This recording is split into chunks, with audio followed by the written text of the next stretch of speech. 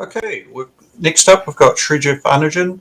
He's talking about VMs and containers. A reminder, if you have questions, put them through the question tab in Vinulus. Okay. Thanks, Simon. Thanks everyone for joining in. Good evening, good afternoon, good morning. So this is about how virtual machines and containers can actually be used in a single control plane or management plane. The topic of this session is VMs plus containers equal to the perfect wedding. As you probably see in my slide, I'm Sreejith Anujan working for Red Hat. And over the next 25 minutes, I'll be speaking about Kubevirt, and we'll be demonstrating some of the Kubevirt functionalities using Red Hat's OpenShift virtualization tool. And I'm sure that those who joined this might have heard about Kubevirt or Kubernetes or has enough experience on virtualization technologies. So what exactly is Kubevirt, right? So Kubevirt is nothing but combining the power of Kubernetes to manage your virtualization infrastructure, okay? So I'll speak about more on Kubevirt in the coming slides and in the demonstration. And as you know, right, containers has been there for the last couple of decades.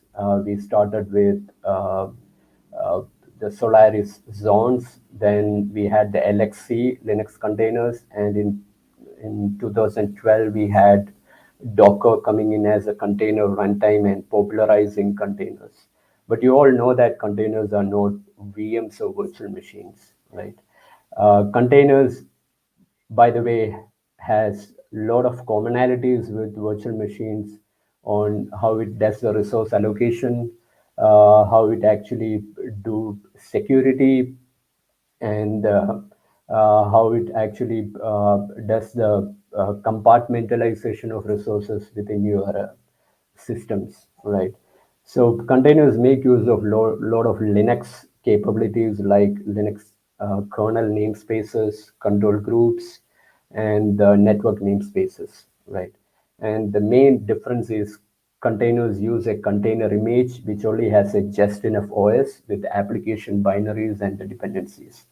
So they are not virtual machines. They do not have guest OS and the additional virtual devices and all those layers which you otherwise see in a traditional virtualization. Now, speaking about Kubevirt, we are actually going to try putting virtual machines inside of a container. Okay. So if you have experience with KVM, which is a kernel-based virtual machine, KVM is nothing but a Linux kernel module, right? When you start a virtual machine, it is nothing but a process running in that Linux kernel, right? And containers also encapsulate processes, right? So if you look at the commonalities, they have the same underlying resource needs like accessing CPU, memory, and network, and most of the times storage from the host or from a shared storage, right? So you can indeed use containers to spin up virtual machines or have containers running virtual machines. Now, virtual machines running in containers are nothing but what we talk about Kubevirt, okay? We use the KVM hypervisor as a virtualization technique or tool. And the most important fact is everything is managed by Kubernetes. So most of you would know Kubernetes is nothing but a container orchestration and cluster manager developed by Google. And obviously it is a community open source solution, right? So the benefit of using Kubernetes to manage virtual machine is then you only have one single management plane or control plane to not only manage your containerized workloads, but also the traditional non-containerized workloads which are running in virtual machines. And from a technical standpoint, you have the same port-like software-defined network connectivity. You can also configure VLANs to actually use the existing external VLAN configurations which are already provisioned in your network. And all those terminologies and paradigms which you are familiar with in Kubernetes, like persistent volumes, persistent volume claim, storage class, everything could be made available within the virtualization space. Now, I mentioned about OpenShift virtualization, which is what I'm going to use for the demonstration. OpenShift virtualization is basically the commercial version of Kubevirt from Red Hat. It is part of our OpenShift container platform, and it also uses KVM, right? And you know, KVM actually is there from more than a decade, right? There are a lot of production use cases and successful customer stories around KVM based products and solutions, right? So KVM, KVM and libvirt are basically the toolings which we use within Kubevirt to create and manage virtual machines with Kubevirt. And obviously the abstraction layer continues to be the same, which is libvirt. So in this, you see you have the hardware. It could be your data center hardware or managed services provider hardware. You have CPU, memory, storage, and network. On top of that, you deploy a Linux operating system running KVM, then abstracts the resources using libvirt, right? Then you create VMs. So this is how KVM architecture looks like. Now coming to Kubernetes, right? How does virtual machines in a container world look like? Okay, so you use the same physical hardware which you use in the traditional virtualization, and on top of that you install a container host. A classical example of a container host is CoreOS, and then use the Kubernetes container orchestration layer on top of it. And interestingly, along with the standard containerized applications running as a pod, you can also have a virtual machine running as a pod. Okay, and it integrates directly into your existing Kubernetes clusters. That means a container networking interface or CNI, container storage interface, and the Kubernetes operator framework using custom resource definitions, all of those could be leveraged. Okay, and everything which Kubernetes does could be translated into the virtual machine world or the virtualization world. Okay, and the good thing about using Kubernetes and virtualization together, it is virtualization is a native to Kubernetes. So when you say native to Kubernetes, all of these virtual machine based objects are objects within Kubernetes. So to say you have a virtual machine object, virtual machine instance migration, data volume, and all those. So quickly, if I come back to my console, I hope you can see my console. I'll just show you some of the kubectl commands. So if I do kubectl get VMs, you see the virtual machines which are configured in my demo environment. If I do virtual machine instances of VMIs, you see the virtual machines which are actually up and running, right? You see there is a Fedora 35 virtual machine running in this Kubernetes cluster using the IP address 10.9.1.21, right? So all of these resources are native to Kubernetes, right? So it is a native virtualization within Kubernetes to manage virtualization. Now moving ahead, how does that look like from a architectural perspective, right? So you have the storage, network, CPU, memory, and device uh, required for containers as well as virtual machines, right? So for each virtual machine which you are configuring, it will create a separate pod.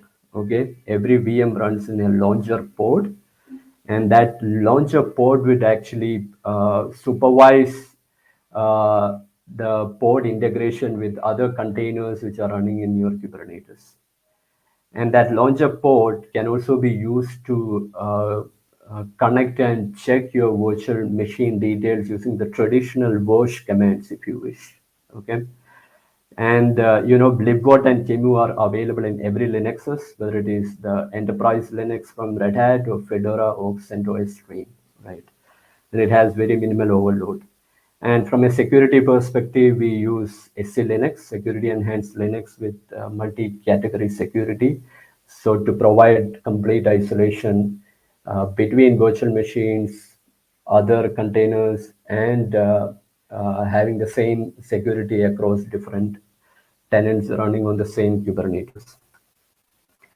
And how do you use VMs and containers together, right? So I talked about having the same control plane and management plane via Kubernetes. So everything which you give to a standard container, like a service IP, if you're familiar with OpenShift, you can give external access using a route object, and the Kubernetes has the ingress, right? All of this could be configured to a VM as well. And interestingly, you can use the same software-defined networking plugins and use the pod network, which is available in Kubernetes, to be given to the virtual machines, right? And also the all network policies which you configure in Kubernetes can also be applied to the VMs because they use the same pod network, right?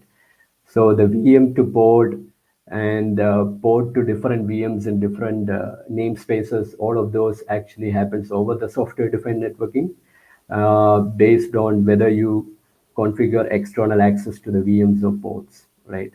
So the good thing is it is native to Kubernetes, but at the same time, you have the flexibility of running your traditional workloads which require a virtual machine level access, maybe a database like MySQL or Oracle, right?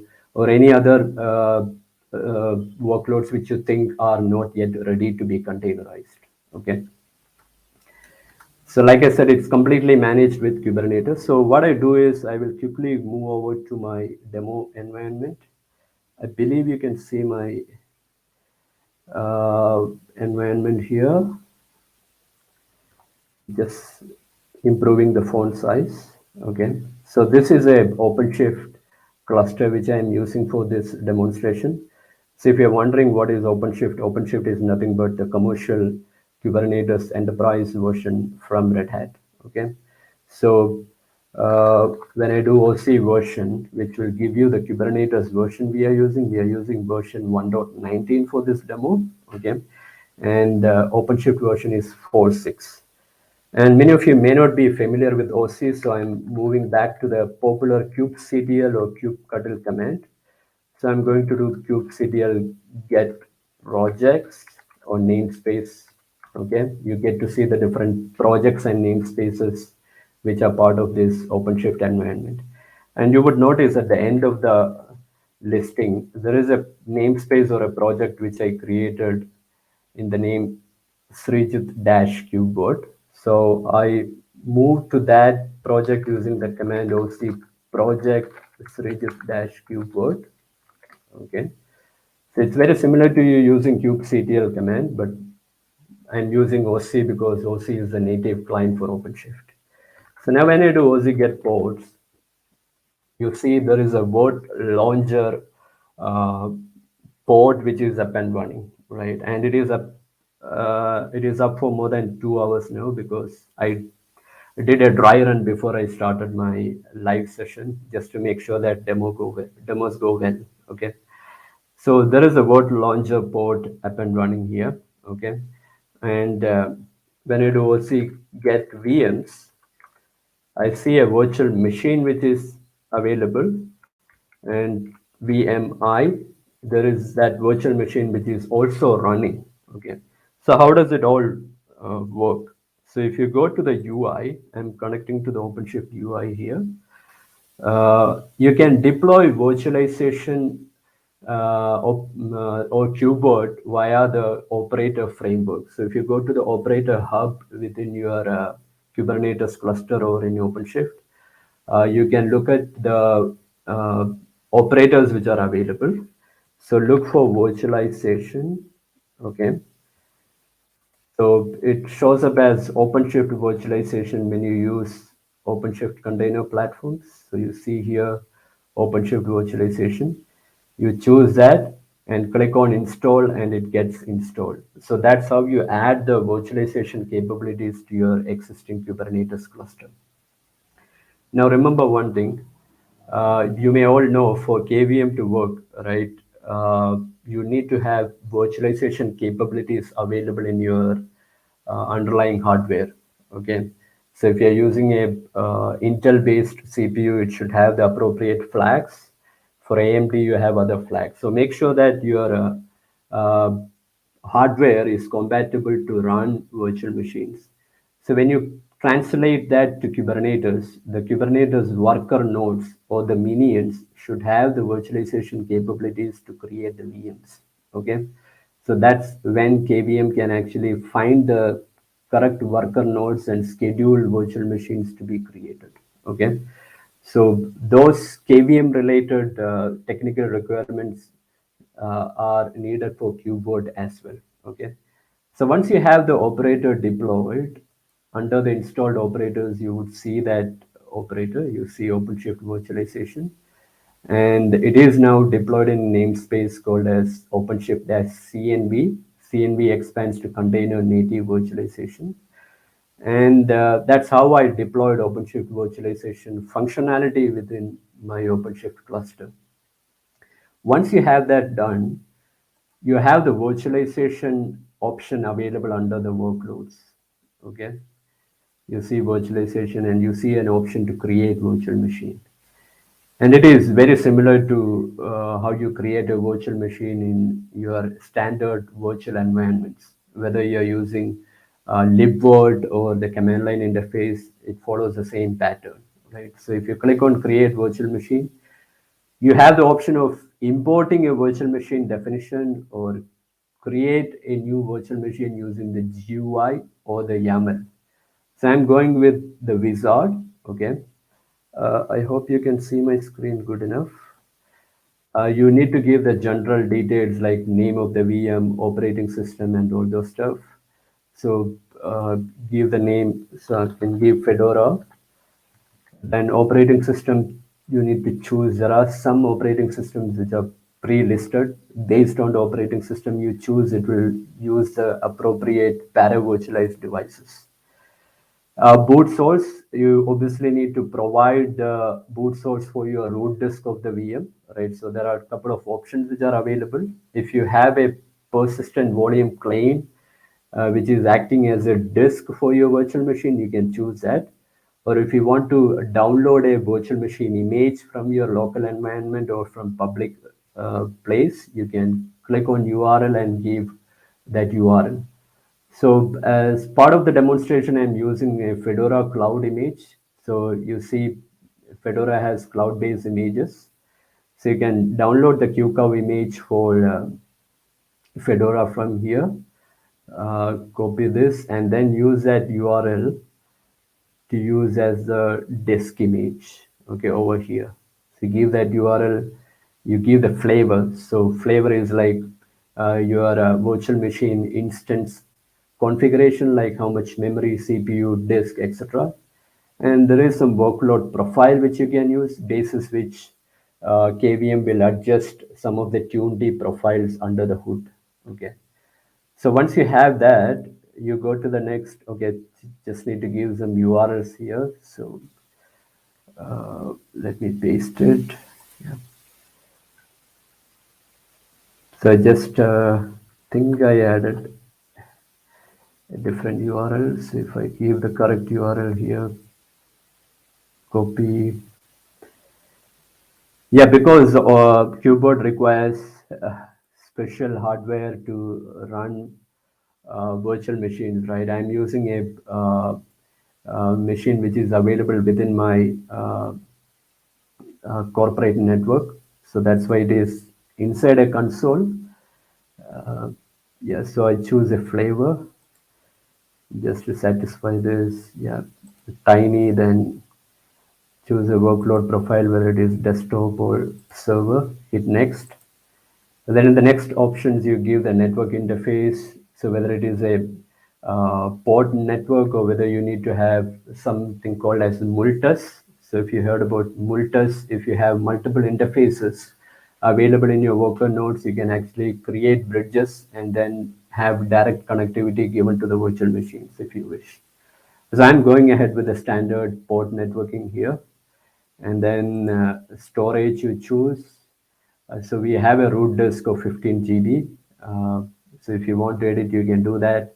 And on the advanced tab, you have the option of giving cloud init parameters, like whether you need to give SSH key pair to do access via SSH over to the VMs. And then finally, you review and deploy the VMs. Okay, so I already have the VM deployed. I didn't take a chance to do it live because uh, it probably could take more than 10 minutes, right? So what I did was I already had the virtual machines deployed like 2 hours ago.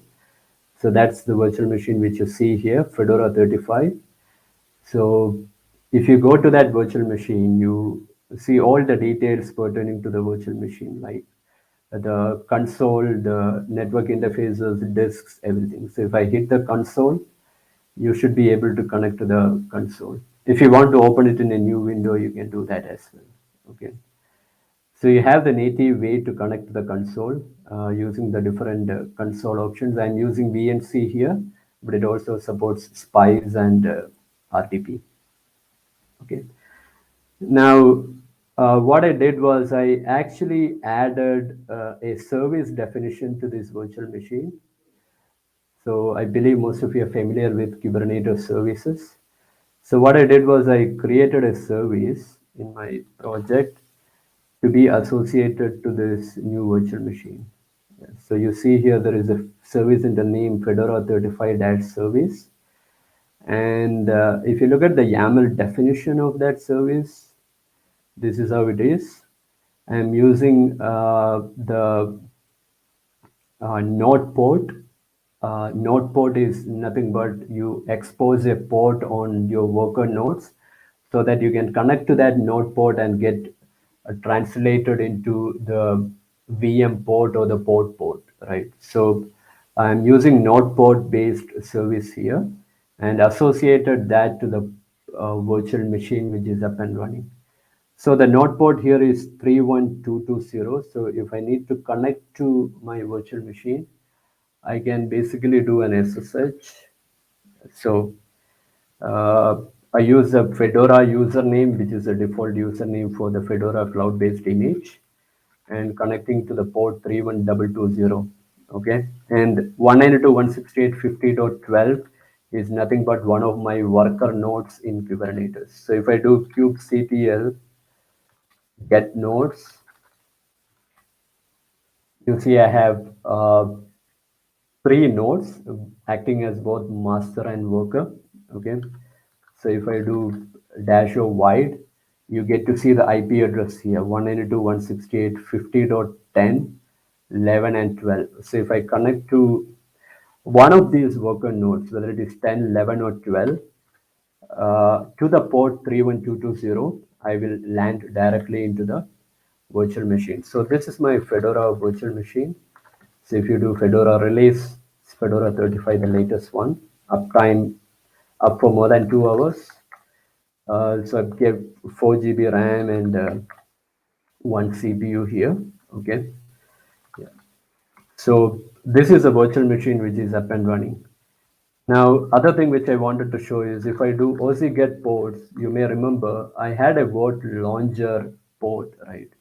So if I need to connect to that port, I'm going to connect to the Vert launcher port, and I'm going to run a terminal. And now when I do push list, see here. So this is a virtual machine which is actually running, right? So remember, Vert launcher port would actually make sure that the virtual machines are scheduled properly. It downloads the image from the URL and creates a persistent volume claim and persistent volumes as part of the provisioning. Okay. So the virtual machine disks are actually running as persistent volumes, and it is requested via persistent volume claims. Yeah, so that was a quick demonstration of how the virtual machine looked like in a Kubevirt or OpenShift virtualization. You can also use commands like virtctl to basically simplify the virtual machine creation rather than using the GUI. Okay. So I just wanted to close out by saying how does it align with the standard Kubernetes environment, right? So the virtual machines inherit many functionalities from Kubernetes, like kube scheduler, the high availability, right? If one of the virtual machines uh, is not running properly, the kubelet would actually let Kubernetes API know about that, and it can be started fresh in a new worker node, right? So all the benefits of kubelet and Kubernetes you are actually going to use within Kubeboot, right? So containerized VMs have the same characteristics as non-containerized. Like you need to give the CPU, memory, everything, right? You can also run Linux and Windows guest operating systems, right? And like I said, storage is provided by persistent volumes, and the virtual machine images are uh, provided by something called a CDI or containerized data import.